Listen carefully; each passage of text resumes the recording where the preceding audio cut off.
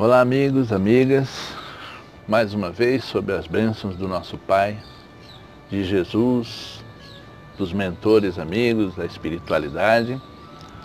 Vamos nesse trabalho no canal do Lar Ismael apresentar o estudo da mediunidade à luz do Espiritismo.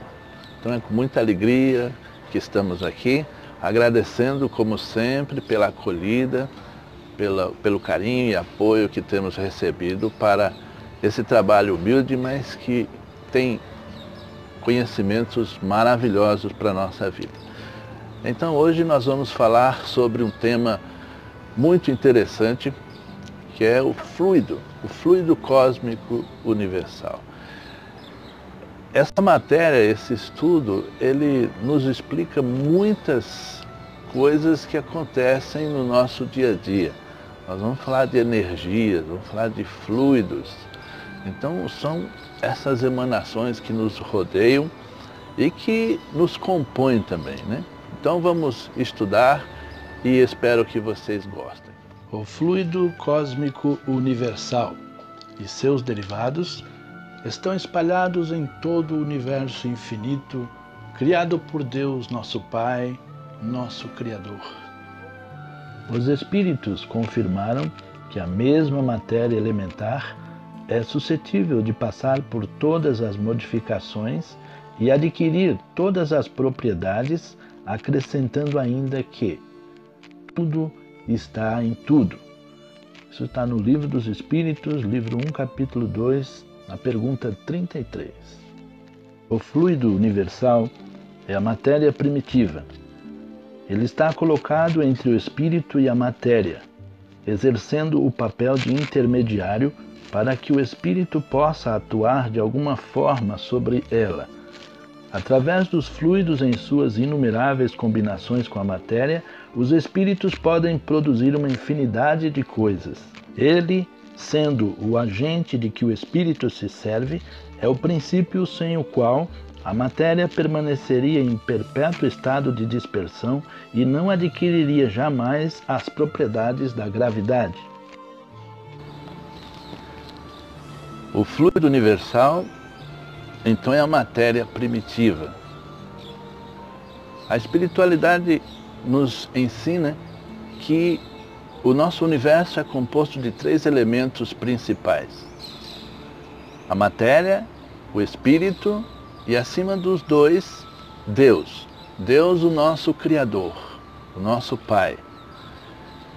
E entre a matéria e o espírito, Deus criou as energias, os fluidos,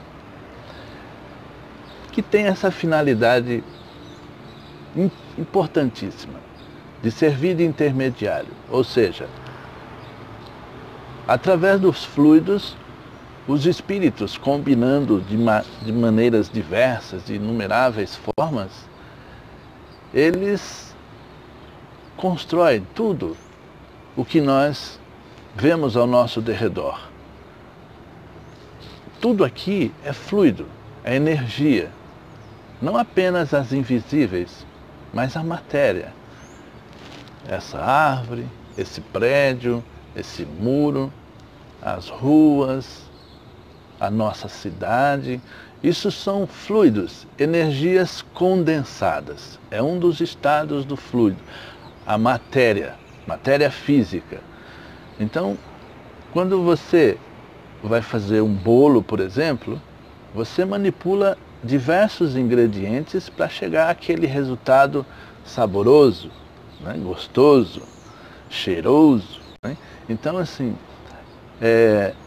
os espíritos também manipulam os diversos elementos da natureza, dos fluidos, e elaboram tudo o que existe ao nosso derredor. Os fluidos são tão importantes que, ao conhecê-los, essas energias, nós vamos entender o que sentimos, por que nós sentimos coisas agradáveis, coisas desagradáveis. Então nós vamos entender a nossa natureza. Por isso que essa matéria ela é tão interessante. Se os fluidos não existissem, meus irmãos, a matéria ela seria inerte, no universo, porque os espíritos, que é a inteligência viva, criaturas divinas que trabalham na construção desse universo maravilhoso, eles não teriam como agir sobre ela. Então ele é esse intermediário, eles são esses ingredientes sem os quais você não conseguiria chegar ao resultado do bolo ou dos alimentos que você faz. Então é preciso manipular. Tudo no universo é fluido, é química, é física. Então todas essas ciências, elas procuram explicar esses fenômenos que existem na nossa vida. E o fluido exerce esse papel fundamental, né? Ele é o agente pelo qual o espírito consegue manipular as energias, manipular e criar as energias, a matéria, enfim, tudo que nos rodeia.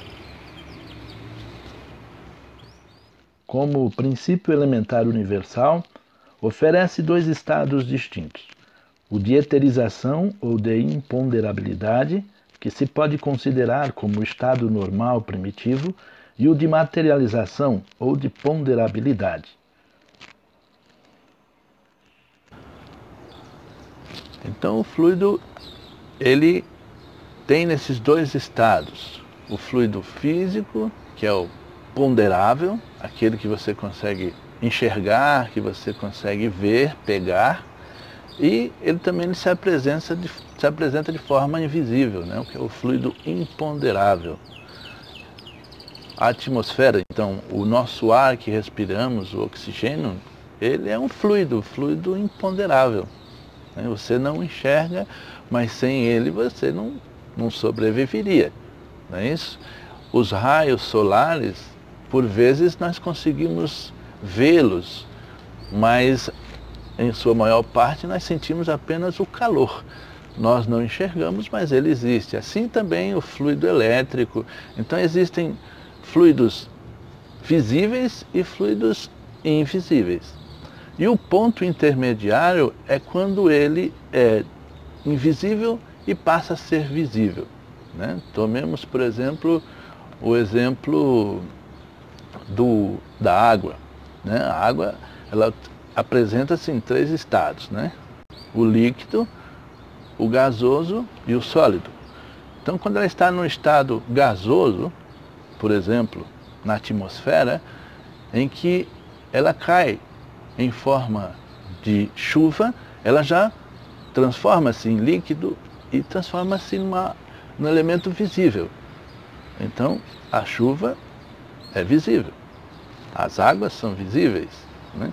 E essa água também é passível de, em determinadas combinações e circunstâncias, se tornar sólida. Então esse fluido, ele tem essas propriedades. Ele pode ser tanto invisível, passar para uma parte visível, uma parte mais sólida, enfim. O fluido tem essas capacidades, né, essas propriedades na natureza. Diz-nos André Luiz, no livro Mecanismos da Mediunidade, psicografia do nosso querido Chico Xavier, pelo espírito do André, que na criação do macro e do micro percebemos as manifestações da eterna sabedoria que mobiliza agentes incontáveis para a estruturação de sistemas e formas em variedade infinita de graus e fases. E entre o infinitamente pequeno e o infinitamente grande surge a inteligência humana, dotada igualmente da faculdade de mentalizar e cocriar, empalmando para isso recursos intrínsecos à vida ambiente. O que nos diz aqui, meus irmãos, é que Deus, nosso Pai, na sua criação, entre o macrocosmos, né, esses sistemas maravilhosos do nosso universo, e o microcosmo, aqueles que nem nós humanos enxergamos, que também é um universo, o microcosmo, ele colocou a nós, os seres humanos, a inteligência humana, e que nós somos dotados dessa capacidade de agir entre o micro e o cosmo. Então nós também temos essa capacidade de mentalizar, de cocriar, né? Nós imaginamos, nós temos a capacidade incrível de imaginação.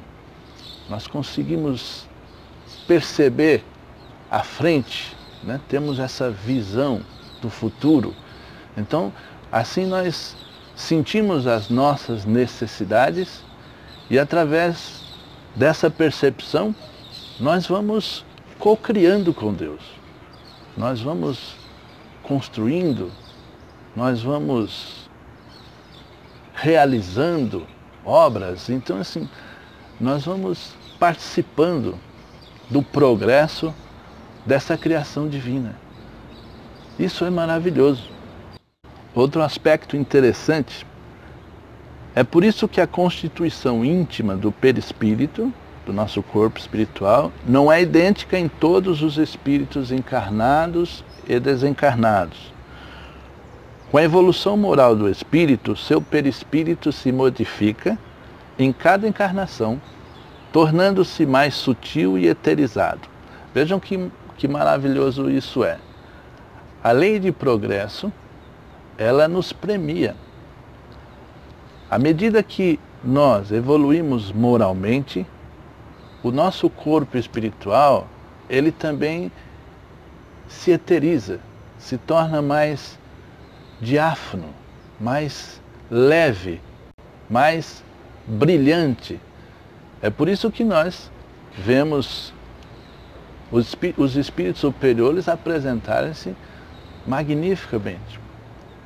São belos, são de luz, diferente, né, daqueles espíritos mais atrasados, inferiores, que nos aparecem em formas grotescas, né, uma forma feia.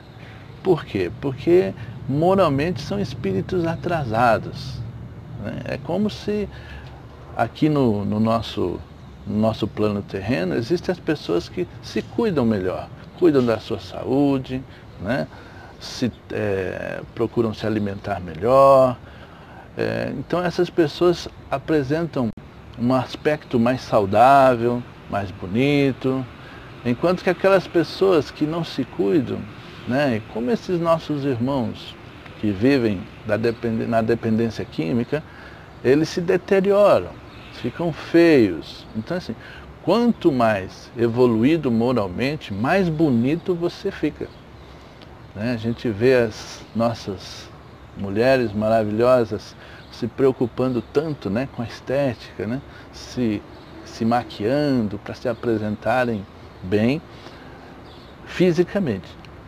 Porém, moralmente, só se evoluir, só se praticar esses ensinamentos morais que o Evangelho de Jesus nos traz.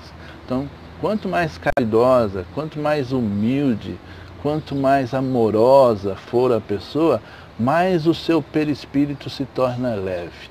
É assim que ele se capacita a ir viver em mundos mais evoluídos, né? Em mundos mais felizes, onde a constituição perispiritual é leve, é mais sutil, mais diáfana do que aqui no planeta Terra. Então vejam que a lei do progresso é uma lei moral, ela nos premia à medida que a gente se esforça no caminho do bem. Ok? Continuando aqui, ele diz: o princípio ou fluido vital é a causa da animalização da matéria.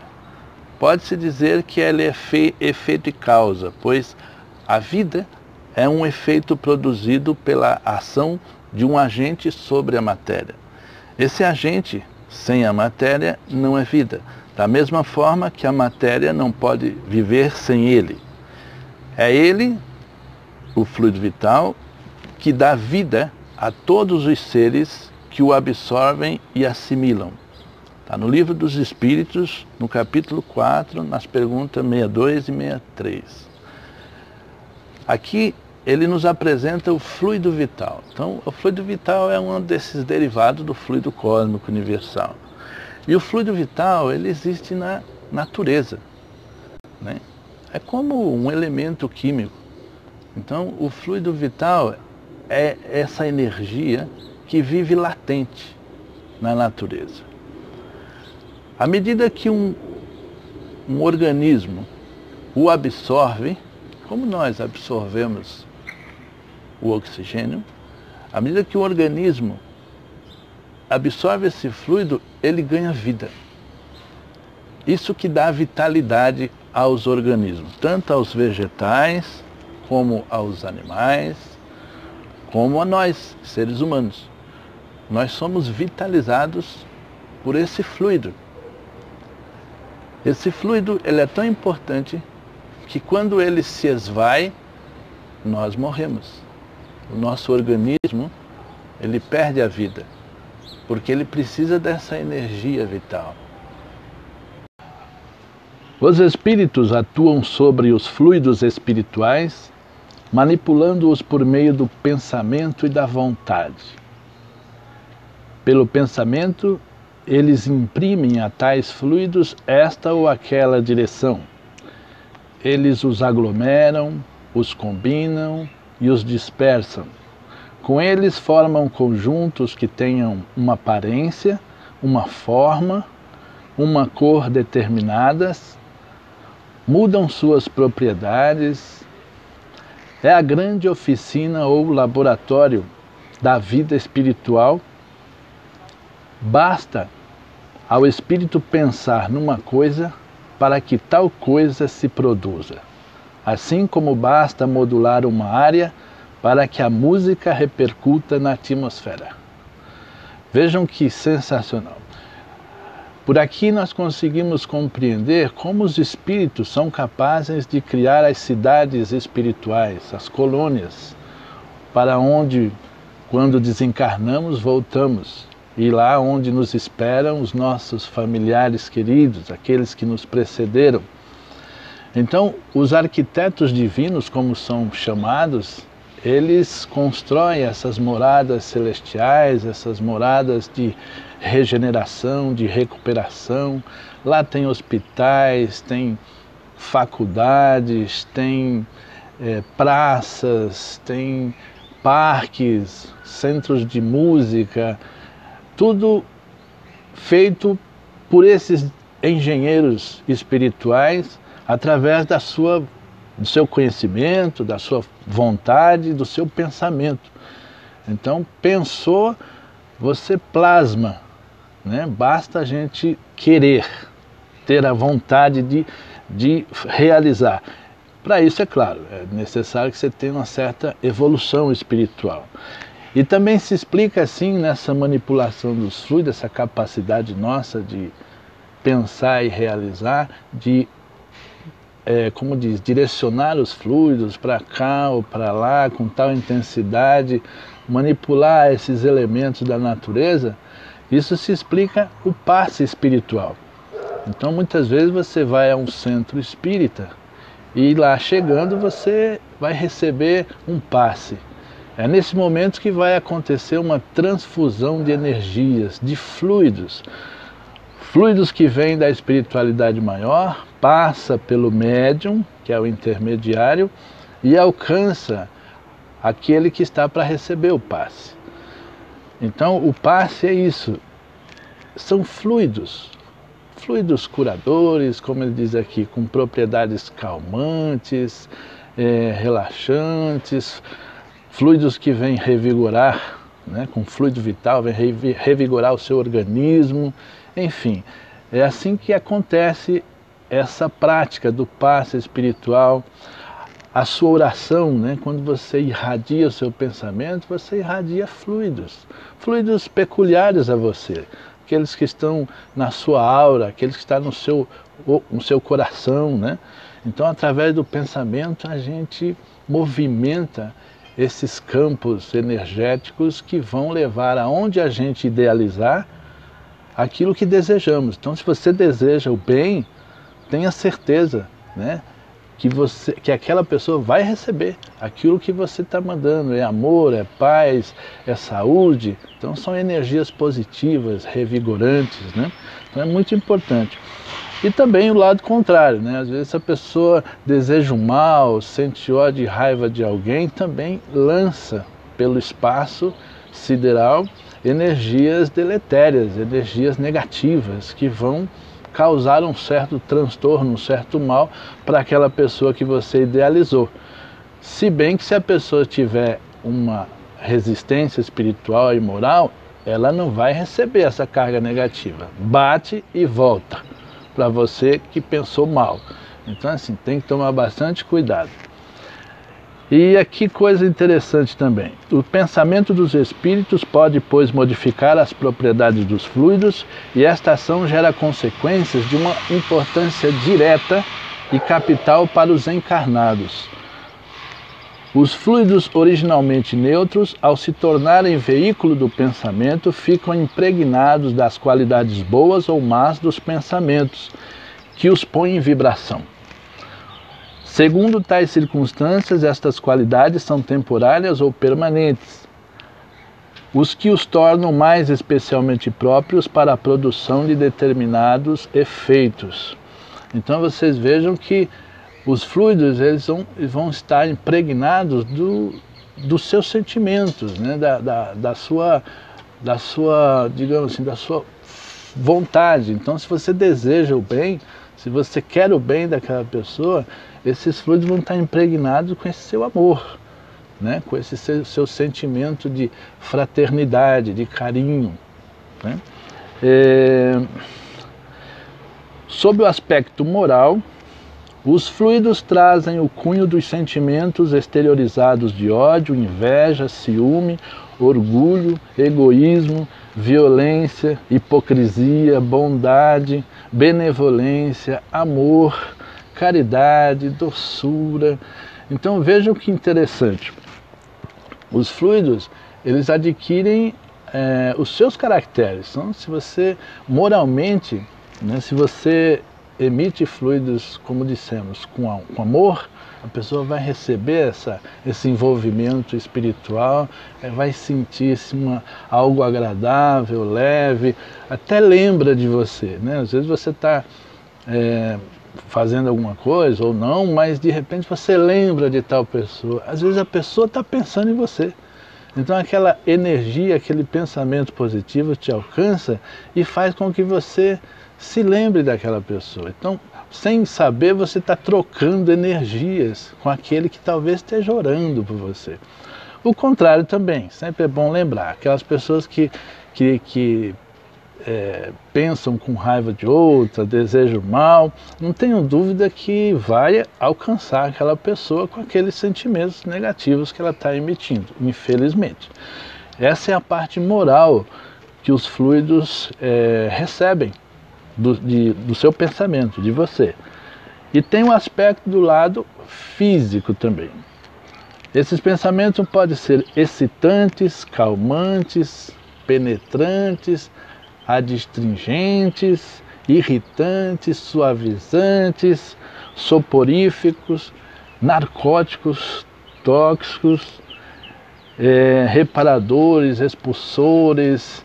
Então, dependendo da forma da sua vibração, né, então esses fluidos serão levados, carregados desse sentimento, dessa parte física, né? Então, por exemplo, quando uma pessoa chega assim com raiva para falar com você e que você percebe que que lhe deseja mal, é um adversário, você logo sente algo desagradável, é como se fosse algo te expulsando, né? Te dizendo, vai para lá, não gosto de você, não quero você. Então você sente uma aversão, né? E isso é físico, né? É uma energia tão forte, negativa, que você sente de verdade. Outra situação interessante é quando a pessoa ela também gosta de você, como diz aqui, então você sente uma sensação suavizante. Quando você tem simpatia com a pessoa tem simpatia com você, você sente o carinho dela. E é algo tão envolvente e tão nítido, né? Tão sensível que você logo sente, né? Outra situação, por exemplo, como os fluidos, eles estão no ambiente, por exemplo, no seu lar, ou no lar do seu amigo, da sua amiga, de alguém. Então, quando alguém visita o seu lar, não tenha dúvida que ela vai sentir algo agradável ou não, dependendo dos pensamentos que você emite cotidianamente, constantemente na sua casa. Então, pessoas nervosas, pessoas agitadas, pessoas rancorosas, geralmente tem um ambiente no lar pesado, energias agitadas, né? Então, assim, são excitantes, tóxicos, né? São irritantes. E tanto é que as pessoas logo têm vontade de ir embora. Também quando você visita alguém que vai numa casa onde as pessoas fazem o evangelho, as pessoas oram, as pessoas respeitam o próximo, principalmente se são pessoas que fazem a caridade, cercado de espíritos bons, você vai perceber que o ambiente é gostoso, ele é agradável, ele é bom. Então você vai se sentir muito bem, né? A importância do orai e vigiai que nos ensinou Jesus é por isso, para que nós estejamos sempre controlando os nossos pensamentos, porque são os nossos pensamentos que movimentam os fluidos. Então é importante que a gente discipline a nossa mente, controle os nossos pensamentos para terem sempre pensamentos bons, positivos. Assim você vai irradiar para o seu lar, para onde você está, onde você visite, onde você vá, energias boas. Então isso vai causar uma simpatia nas pessoas, né? Você vai vai se sentir agradável. Então, por enquanto, meus amigos, nós vamos ficando por aqui. Então eu quero agradecer de coração pela participação de todos, pela companhia, pelo carinho, pelo apoio que temos recebido. Continue conosco no Lar Ismael. Na próxima aula nós vamos ter mais alguns assuntos interessantes e eu espero contar com a participação de todos. Muito obrigado. O Lar Ismael agradece de coração a cooperação, as doações, o amor que vocês têm demonstrado pelo nosso próximo. Muito obrigado, muita luz, muita paz. Obrigado.